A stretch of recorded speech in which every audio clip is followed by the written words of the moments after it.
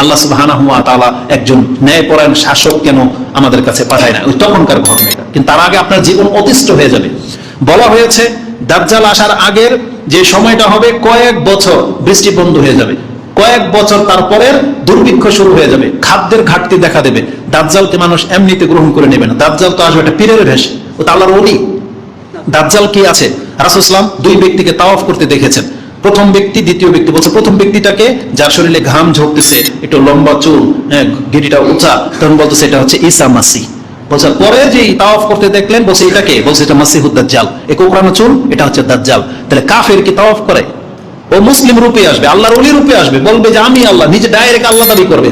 দাজ্জাল এটা করবে না, যেটা আমাদের পীরেরা দাবি করে, যে ওরা এখন আংশিক মুর্দাকে জিন্দা করে দিতে পারে, আপনাকে রিজিকে বাড়াই দিতে পারে। আর ও বড় দাজ্জাল, বড় পীর হয়ে আসবে, আর ও বলবেন আমি আল্লাহর ওলি, ডাইরেক্ট বলবে আমি আল্লাহ। ও বলবে বৃষ্টি হলে বৃষ্টি ঝরে যাবে। আল্লাহ এই ক্ষমতা কি দিয়ে রেখেছে। তার মানে সেই দুর্ভিক্ষের কবলে পড়েছেন আপনি, এখন আপনি ডিসাইড করে নিচ্ছেন যে মেহেদির সময় চলে আসছে। এটা কত বছর লাগবে এটা আল্লাহ সুবহানাহু ওয়া তাআলা ভালো জানেন। এটা হতে পারে 2, 4, 5, 10 বছরের মধ্যে হয়ে যাবে, আবার আল্লাহ চান এটা 2, 1, কয়েকশো বছর পরেও হতে পারে। কিন্তু এটা আপনি আলামত দেখে তো ডিসাইড করতে পারেন না। ধোঁকা খেয়ে যায় না এদের বক্তব্যের ধরন দেখে। আপনার কাছে মনে হবে যে পরিস্থিতি এতটাই ঘোলাটে হয়ে গেছে, না এখন এতটা ঘোলাটে হয়নি, এখন পর্যন্ত তাওয়াফ হয়, এখন পর্যন্ত হজে আপনি যেতে পারতেছেন। কিন্তু সেই সময়টার মধ্যে এতটা ক্ষমতা মানুষের থাকবে না, জীবন সংকীর্ণ হয়ে যাবে। রাসূল কি বলেছেন? তোমার জীবন এতটা সংকীর্ণ হয়ে যাবে তুমি পথ চলতে পারবে না। হ্যাঁ, কারো কারো জীবন এতটা সংকীর্ণ হয়ে গেছে, কিন্তু এটা ব্যাপক পর্যায়ে হোক। আজকে আমাদের সমাজে গতকালকে রাতের 1:30 বাজে লাইভ আপনি দেখবেন করেছি, আমাদের যেখানে বসবাস করি তার পাশে অনুষ্ঠান করেছে, রাতের 1:30 পর্যন্ত তারা গান বাজিয়েছে। কত নির্বোধ! এদেরকে আমরা গালি দিতে আমাদেরকে লজ্জা লাগে যে নির্বোধরা বলতেছে এখন এগুলোর বিপক্ষে বলার সময় না, এখন জিহাদের সময়। এখন যে গান শুনে শুনুক, জেনা করে করুক, যে মদ খায় খাক, যে নামাজ না পড়ে না পড়ুক, এগুলো নিয়ে আপনার কথা বলবেন না, এখন জিহাদের ডাক দিতে হবে। বুঝেন ভাষা? তো এটা কাদের ফতোয়া? এর ওস্তাদকে, যারা এই যে এগুলো লিখে ফেসবুকের মধ্যে, নেটের মধ্যে শুধু আপনি দেখতে পাবেন, বলতেছে এক বাপের বেটাও যে আমরা যদি এখন ইসরায়েলের পার্শ্ববর্তী রাষ্ট্র হইতাম তাহলে ইহুদিদেরকে দেখিয়ে দিতাম। আরে তুমি তোমার পার্শ্ববর্তী রাষ্ট্র ইন্ডিয়ারে কিছু দেখাও, তোমার ঘরের লগে মন্দির, ওদের কিছু কইতে পারো না। আর তুমি যাচ্ছ এই এত শত কিলোমিটার পার হয়ে ইসরায়েলে। তোমার চাইতে বহু বড় জাজবাওয়ালা ইমানদার এখনো তো মিশরে আছে, নাই? ইয়েমেনে নাই? সৌদি আরবে নাই? তারপর তার পার্শ্ববর্তী রাষ্ট্র কি তুরস্ক না? তাদের মধ্যে কি মুসলমানরা কি সব কি ওই সব ওহাবি? তুরস্কের সব ওহাবি? তোমার মিশরের বাপদাদারা কি সব ওহাবি? নাকি তারা তোমাদের মাযহাবেরই লোক? তারা কেন চুপ করে বসে আছে? তাদের বর্ডারই তো ইসরায়েল। তো এখান থেকে বড় বড় ফতোয়া কথা বলে, আর আমরা এগুলো বলতে গেলে বলবে যে এই যে এরা এই ইসরায়েলের পক্ষে, এরা ফিলিস্তিনের বিপক্ষে। যেখানে আমাদের নবীদেরকে হত্যা করেছে ইহুদিরা, আপনাকে ছাড়বে, আমাদেরকে ছাড়বে? তাহলে আমরা ইহুদিদের দালাল। যেখানে আমাদেরকে আমাদের কোরআন দিয়ে আল্লাহ সুবহানাহু ওয়া তাআলা জানিয়েছে ইহুদিদের চরিত্র সম্পর্কে, যে ইহুদিরা তোমাদের নবীদেরকে পর্যন্ত ছাড়ে নাই। আমাদের নবী মুহাম্মদ রাসূলুল্লাহ সাল্লাল্লাহু আলাইহি সাল্লামকে ইহুদি বিষ খাওয়ায় নাই? তাকে কি উপর থেকে পাথর ফেলে দিয়ে মেরে দিতে চায় নাই? তার মানে একজন মুসলমানের গায়ে রক্ত থাকতে ও কি করে ইহুদিদের দলের হইতে পারে? এই নির্বোধ ইহুদি চিনে না। ও নিজেই কিন্তু ইহুদির মতো চুলকারে, ও নিজেই এখন পর্যন্ত ইহুদি নাসারাদের মতো প্যান্ট শার্ট পরে, ও নিজেই বোঝে না যে ইহুদিকে। একটা সময় আসতো যখন বলতো যারা শিয়া, অথচ নিজেই শিয়া চিনে না, শিয়ার মতো আচরণ। ও নামাজের আজানের আগে আসসালাতু ওয়াসসালামু আলাইকা ইয়া রাসূলুল্লাহ, তারপরে বলতো আল ওলি ওলিউল্লাহ, আল আলী ওলিউল্লাহ। এটা হচ্ছে শিয়াদের ডাক। আর এই সমস্ত গুমরাহরা দেয়, অথচ ও আমাদেরকে কয় শিয়া। তো দুঃখ লাগে না? ওই যে আমাদের শেখেরা মাঝে মাঝে বলে ইমাম দোয়া করতেছে মোনাজাতে, আল্লাহ তুমি আমাদেরকে বেদাত থেকে মুক্ত রাখো, অথচ করতেছে ও বেদাত। বুঝেন? তো এরকম হয়ে গেছে অবস্থা। তো আল্লাহ সুবহানাহু ওয়া তাআলা বলেছেন পৃথিবী এতটা সংকীর্ণ হয়ে যাবে যে মুসলিমদের নিঃশ্বাস ফেলাটা কঠিন হয়ে যাবে, এতটা মারাত্মকের দিকে যাচ্ছে। তখন রাসূলুল্লাহ সাল্লাল্লাহু আলাইহি ওয়াসাল্লাম বলেছেন এত কঠিন যখন হয়ে যাবে তখন তোমরা কি করবে? তখন রাসূল সাল্লাল্লাহু আলাইহি ওয়াসাল্লামকে জিজ্ঞাসা করা হয়েছে ওয়া কাইফা বিনা ইয়া রাসূলুল্লাহ, ওই সময় তাহলে আমরা কিভাবে টিকবো, কিভাবে চলবো, আমাদেরকে দিক নির্দেশনা দেন। তখন রাসূলুল্লাহ সাল্লাল্লাহু আলাইহি ওয়াসাল্লাম বলেছেন আমি তো আসলে ছোট, তো এই জন্য আমার রাগ করা না করা কিছু যায় আসে না, কারণ আমার তো অনুসারী না আপনারা। বাংলার জমিনের কয়জন লোক আমাদের কথা শুনে? আপনি আপনার রাসূলের কথা শুনেন কিনা দেখবেন আজকের খুতবার পর, আপনার চরিত্র ঠিক থাকলে। রাসূল সাল্লাল্লাহু আলাইহি ওয়াসাল্লাম যে দিক নির্দেশনা নিয়েছে, আপনি কিতাব খুলে সেখান থেকে নিন, আমাদের কাছ থেকে নিন না। হাদিস আমি নাম্বার সব আপনাকে বলে দিই। আবু দাউদে কিতাবুল মালহামা যুদ্ধের অধ্যায় রয়েছে 4342, ইবনু মাজাতে হাদিসটি কিতাবুল ফিতনায় রয়েছে 3975।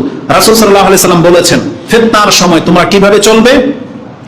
তাখুযুনা মা তারিফুন, তোমরা যেগুলো জানো কোরআন হাদিসের মতে, যেগুলো কোরআন হাদিস সম্মত সেগুলো গ্রহণ করো। ওয়াতাযারুনা মা তুনকিরুন, যেগুলোকে তোমরা অপছন্দ করো সেগুলোকে তোমরা ছাড়ো। একটা মানুষের কাছে, মুসলিমের কাছে গান বাজনা, নেশা, মহিলা নিয়ে উন্মুক্ত রাস্তায় চলাচল করা, মিটিং মিছিল করা, এটা কে বলবে এটা ভালো কাজ? কে বলবে এটা ভালো কাজ?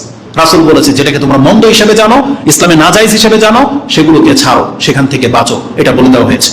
তারপরে বলা হয়েছে তুকবিলুনা আলা আমরি খাসাতিকুম, তোমাদের মধ্যে যারা খাস তাদের কাছ থেকে কথা গ্রহণ করবে। আমাদের মধ্যে খাস কারা? আমাদের ইমামরা। আমাদের মধ্যে খাস কারা? আমাদের নেতাদের মধ্যে যারা ভালো তারা। আমাদের আলেমরা হচ্ছে আমাদের সমাজের খাস, যারা বিজ্ঞ বিচক্ষণ জ্ঞানী তারা হচ্ছে আমাদের কাছে খাস। আল্লাহ সুবহানাহু ওয়া তাআলা রাসূল সাল্লাল্লাহু আলাইহি ওয়াসাল্লামের মাধ্যমে আমাদেরকে জানিয়েছেন ওয়াতুকবিলুনা আলা আমরা খাসাতিকুম, তোমাদের খাস ব্যক্তিদের কাছ থেকে যে কথা আসবে তোমরা সেটা গ্রহণ করো। ওয়াতাযারুনা আমরা আম্মাতিকুম, আর তোমাদের জনসাধারণরা যা করে তাকে ছুঁড়ে ফেলে দাও, তা থেকে বেঁচে থাকো। আজকে জনসাধারণের ডাক এটা, যা খুশি তা। একটা মোবাইল পেয়ে গেছে, টিকটক বানায়, একটা পেজ খুলে নিয়েছে, সে দোকানে দোকানে গিয়ে প্রতিবাদ শিখায়। কিভাবে? নিজে সে কোকা-কোলা 20 টাকা দা কিনে এটাকে ঢেলে সে প্রতিবাদ করলো। আপনি তো নিজের 20 টাকা নষ্ট করলেন। উচিত কি ছিল? কোকা-কোলার প্রতিবাদ কি এমনি জানায়? আপনারা কি চিনেন না কোকা-কোলাটা কোত্থেকে সাপ্লাই হয়? ওই ফ্যাক্টরি কি আপনাদের চোখে পড়ে নাই? আপনি চিনেন না যে কোন অঞ্চলে বাস করে? চিনেন না এদেরকে? আপনার অঞ্চলে যদি কোনো ফ্যাক্টরি থাকে, নাকি আপনি অন্ধ? তাহলে কোকা-কোলা যেই জায়গাতে ফ্যাক্টরিটা আছে আপনি কি চিনেন না? বাংলার মানুষ, আপনি গণভবন, সংসদ ভবনে চলে যেতে পারেন, আর আপনি বান্দরবন পর্যন্ত চলে যেতে পারেন আল্লাহর নিদর্শন দেখার জন্য। কোকা-কোলার কোম্পানিটা কোথায় সেটা আপনি চিনেন না? যান, গিয়ে কি করেন? যা করার করেন, ওখানে গিয়ে করেন।